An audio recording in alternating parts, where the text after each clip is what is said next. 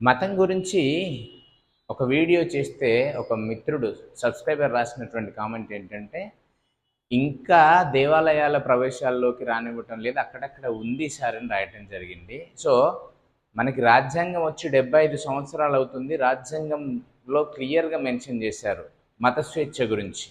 Right? రాజ్యాంగంలో article 25 నుంచి 28 వరకు మత స్వేచ్ఛ గురించి పొందుపరచబడింది.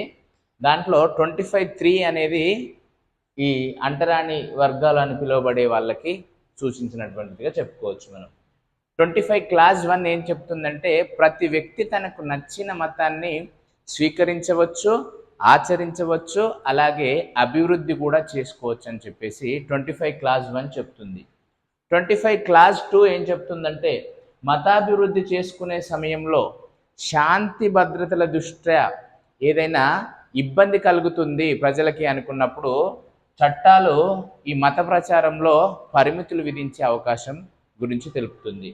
అలాగే 25(3) ఏం చెప్తుందంటే, బలహీన వర్గాలు ఎవరైతే ఉన్నారో, అంటే అంటరాని వాళ్ళుగా పిలువబడే వాళ్ళు లేదా టెంపుల్స్కి ఎవరినైతే రానివ్వడం లేదో ఆ బలహీన వర్గాల కోసం అవసరమైతే ప్రభుత్వాలు దేవాలయాల ప్రవేశాల కోసం చట్టాలు చేయవచ్చు అని చెప్పేసి మనకు 25(3) చెప్తుంది.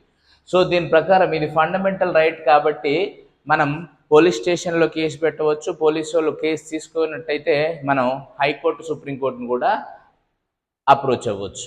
25(4) ఏం చెప్తుందంటే, సిక్కుల యొక్క వాళ్ళ మతాచారాల ప్రకారం అవసరమైతే సిక్కు చట్టాలు చేసే అధికారం ప్రభుత్వానికి ఉందని చెప్పేసి 25(4) చెప్తుంది.